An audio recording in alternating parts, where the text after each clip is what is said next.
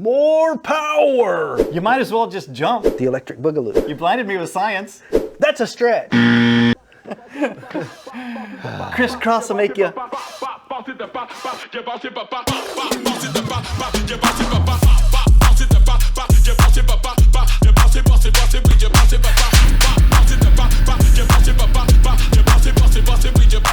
Hey everybody, welcome back to Moto Photo Adventures, and we have a fun new product that we're going to share with you guys today.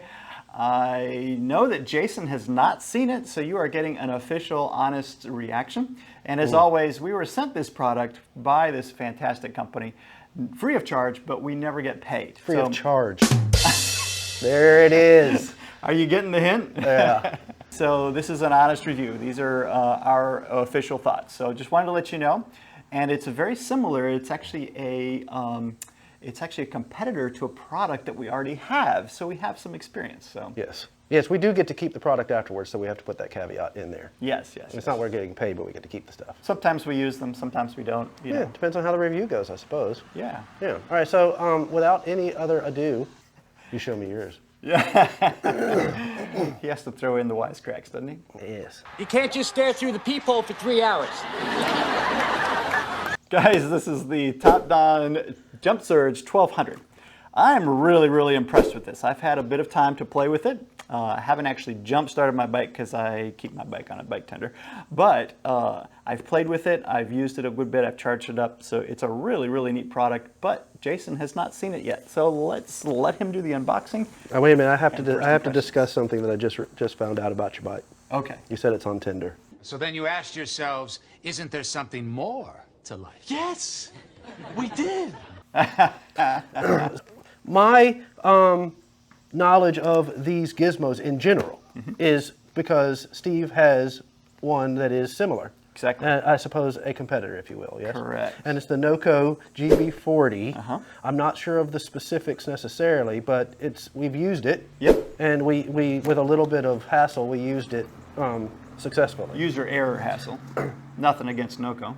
Well, yes, but it is the Moto Photo crew, so that goes without saying. Correct. Yeah, correct. so there always is a bit of a hassle. Yeah, I always do things twice, and it takes us twice as long. I know how to find the answer, and I will find the answer.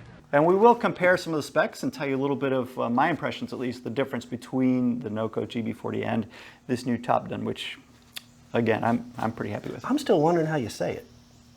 TOPDON? TOPDON? TOPDON? I don't know. TOPDON. I don't know, but it does come with a case. Does the Noco come with a case? It comes with a drawstring bag, kind of like your adult beverages do. No. So this comes with a nice little case, industrial strength Velcro. Jeez. Yep. Okay. Now, in the intro, pseudo intro, you said that a nice, fun product. Mm-hmm. Well, most of the time when you have to use this product, it's less than a fun circumstance. True. Yes. But when your dead bike finally fires up, you're like, yay! Which is fun. That is fun. Right. And so I suppose that a little bit of a background, if you can push start your bike, not necessarily needing one of these. Which I did in episode 41. Remember. I'm going to turn left. I'm turning. Okay. It is. Woo! Yeah. We'll put a link to the episode when we were riding across the Trans-America Trail. They had to push start me on the bike. Right. But then in episode 41, Something like Steve that. He left his lights on when we went in for lunch. Right. So, because I figured this was going to happen, I put me a connector. Don't even have to unplug anything. And I plug the boost in, turn it on. It's doing its magic.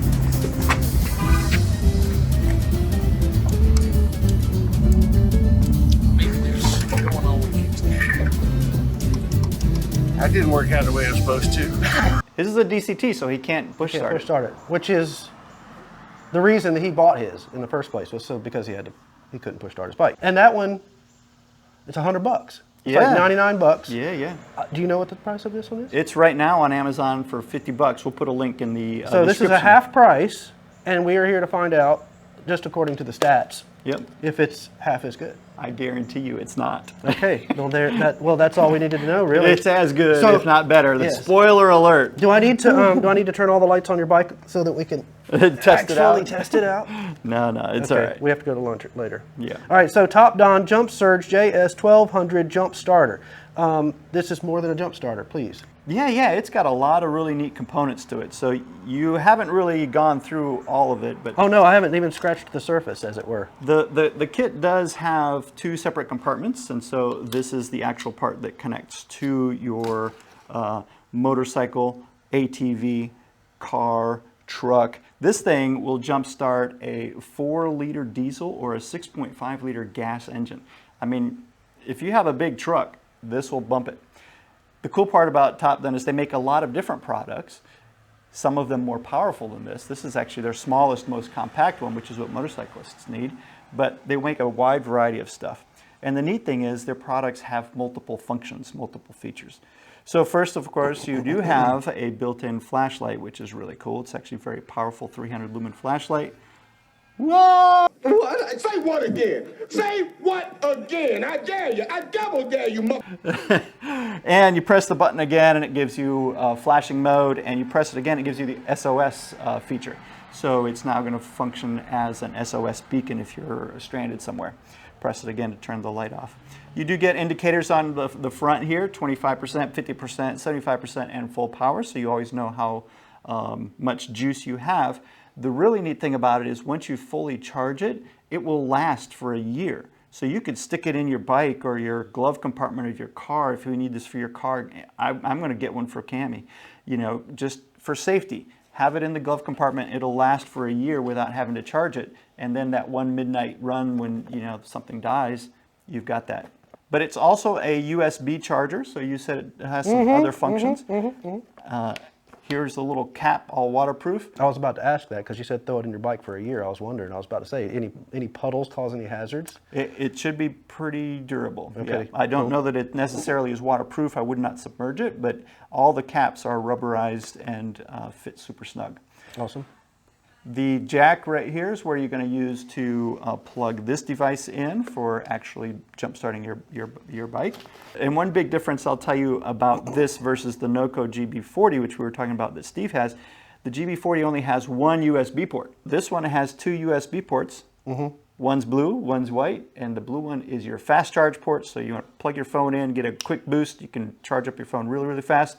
The regular white one, of course, is your normal charging port. But it's nice that it has two ports. Well, it can do double duty because like we do for our charging our batteries for the GoPros and the phones and the GPSs and the drones and the whatevers, we generally take, for example, a USB charger brick of some sort in our tank bag. So that could actually be kind of working double duty. But, Absolutely. I mean, okay, so that leads me to a question then. Oh, easy question. Yeah, it's an easy question. How much percentage of battery do you have to jump your bike?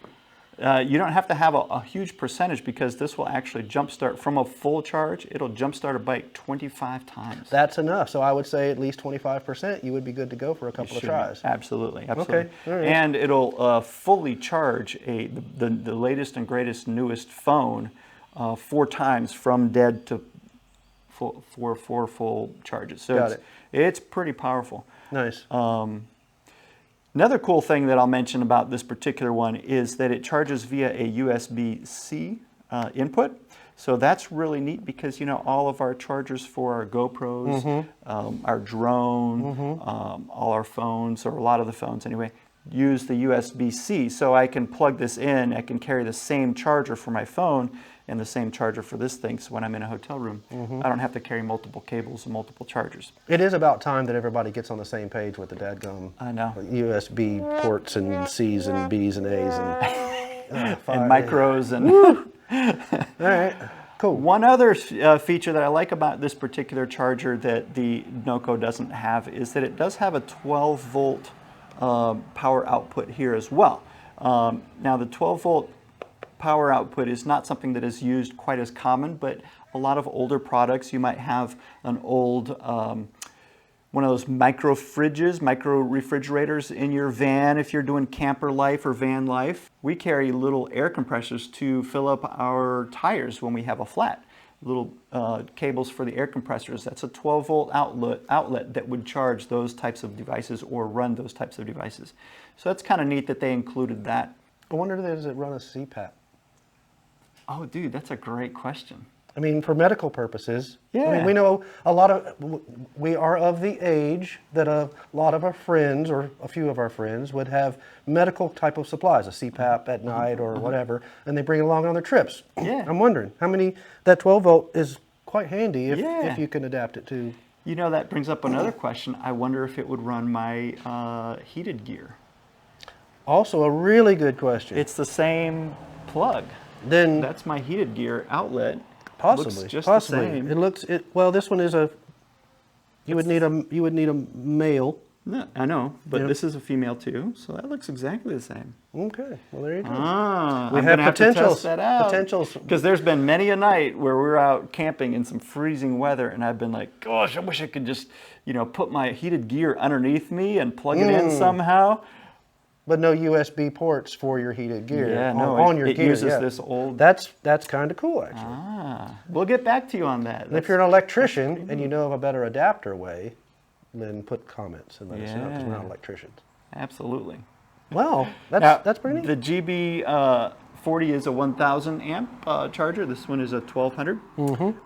That translates to 10,000 milliamps. Right. So if you're comparing it to a USB brick, like what you were talking about, that we carry to charge our GoPros with, 10,000 milliamps is a lot of juice. Yep. The largest one that I carry in on occasion is a 12,800, and it is slightly larger than this. Right. So this is a fairly decent size, and like I showed before, this is a very small one. I'm not exactly sure what the capacity of it is, but generally speaking, you're going to have a small one.